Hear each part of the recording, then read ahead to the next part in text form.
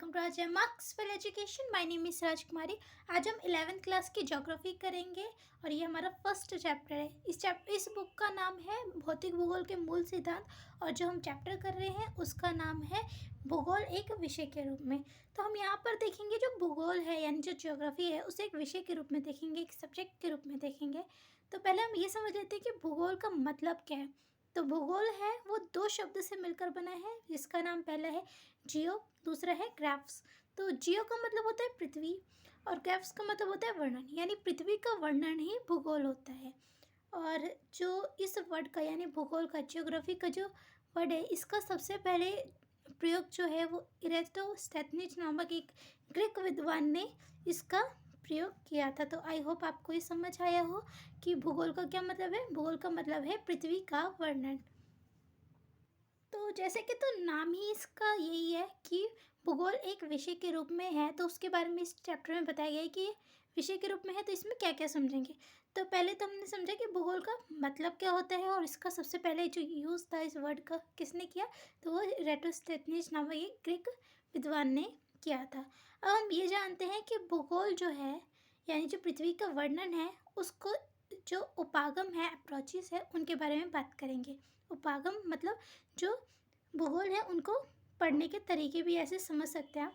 तो भूगोल के जो उपागम है यानी अप्रोचेस हैं वो दो हैं। पहला है विषय वस्तु या फिर क्रमबद्ध उपागम और दूसरा है प्रादेशिक उपागम। तो विषय वस्तु उपागम जो है उसको क्रमबद्ध उपागम भी कहते हैं। तो इसको इंट्रोड्यूस जो किया था यानी विषय वस्तु उपागम को इंट्रोड्यूस किया था अलेक्जेंडर वॉन हमबोल्ट ने किया था, ठीक है। और इसी तरीके से विषय वस्तु जो उपागम है इसको इंट्रोड्यूस किसने किया था, तो अलेक्जेंडर वॉन हमबोल्ट ने उसको इंट्रोड्यूस किया था। और जो प्रादेशिक उपागम है उनको कार्ल रिटर ने किया था। तो आई होप आपको ये समझ आया हो।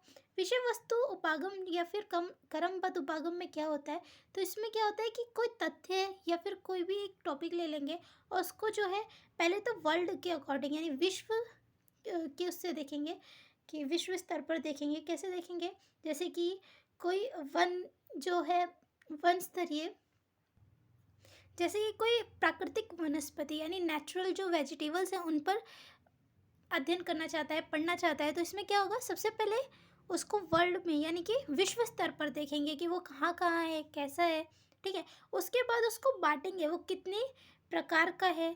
तो आई होप आपको ये समझ आया हो कि क्या होता है विषय वस्तु या फिर क्रमबद्ध उपागम में। और प्रादेशिक उपागम में क्या होता है, इसमें कोई तथ्य होते हैं उसको बांट देते हैं कि हाँ ये कितने प्रकार के हैं और ये कहाँ कहाँ मिलते हैं।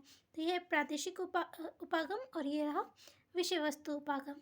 अब हम आगे बात करते हैं इसी में। अब हम बात करेंगे भूगोल की शाखाएं। अभी हमने बात की थी भूगोल के उपागम के बारे में, अब हम बात करेंगे भूगोल की शाखाएं। तो सबसे पहले हम विषय वस्तु या फिर क्रमबद्ध उपागम के आधार पर जो है इनकी शाखाओं को पढ़ेंगे। तो इनमें 3 शाखाएं हैं। पहली कौन सी है, पहली है भौतिक भूगोल, दूसरा है मानव भूगोल और तीसरा है जीव भूगोल। भूगोल की जो शाखाएं हैं विषय वस्तु या क्रमबद्ध उपागम के आधार पर, इनमें तो 3 हैं, भौतिक भूगोल, जीव भूगोल और मानव भूगोल। तो सबसे पहले हम बात करते हैं कि भौतिक भूगोल में क्या होता है। तो भौतिक भूगोल जो होता है, भौतिक भूगोल में सबसे पहले बात करेंगे भू आकृति विज्ञान के बारे में। तो भू आकृति विज्ञान में क्या होता है, यहाँ पर बात की जाती है जो भू आकृति होती है यानी जो पृथ्वी पर जो पृथ्वी की आकृति है उनके बारे में यहाँ पर बात होती है। ठीक इसी तरीके से जलवायु विज्ञान में किस बारे में पढ़ा जाता है, तो जलवायु विज्ञान में पढ़ते हैं वायुमंडल की संरचना के बारे में पढ़ेंगे, मौसम के बारे में इसमें पढ़ते हैं, जलवायु के जो तत्व हैं उनके बारे में पढ़ेंगे, साथ ही साथ जो जलवायु के प्रकार और जलवायु प्रदेश है इनके बारे में इसमें पढ़ा जाता है। तो इसी तरीके से जल विज्ञान के बारे में बात करें तो जल विज्ञान में क्या होता है, जो पृथ्वी पर जो जल है जैसे नदी, झील, समुद्र, इन सब के बारे में पढ़ा जाता है इस जलवायु विज्ञान में। साथ साथ ये भी पढ़ा जाता है कि जो पृथ्वी पर जितने भी जीव जंतु हैं, जितने भी जो जैसे मनुष्य है, उनका जो जल है उनसे क्या प्रभाव है उन पर जल से, तो इसमें ये पढ़ते हैं। तो जल जो विज्ञान है इसमें। अब बात करते हैं मृदा भूगोल में क्या होगा। तो भौतिक भूगोल के अंदर जो ये मृदा भूगोल है, इसमें मृदा का जो निर्माण होता है, उसकी जो प्रक्रिया होती है, ठीक है, तो उसके बारे में मृदा कौन सी होती है, उनके बारे में यहाँ पर ये मृदा भूगोल में पढ़ते हैं। तो आई होप आपको ये समझ आया हो। अगर आपको ये समझ आया हो और आपको ये वीडियो अच्छी लगी हो, तो आप इसे लाइक, कमेंट और ज़्यादा से ज़्यादा शेयर कर दीजिए। आप इस चैनल को सब्सक्राइब करके बेल आइकन पर क्लिक कर दीजिए। जल्दी ही मिलेंगे नेक्स्ट वीडियो में। Thanks for watching this video.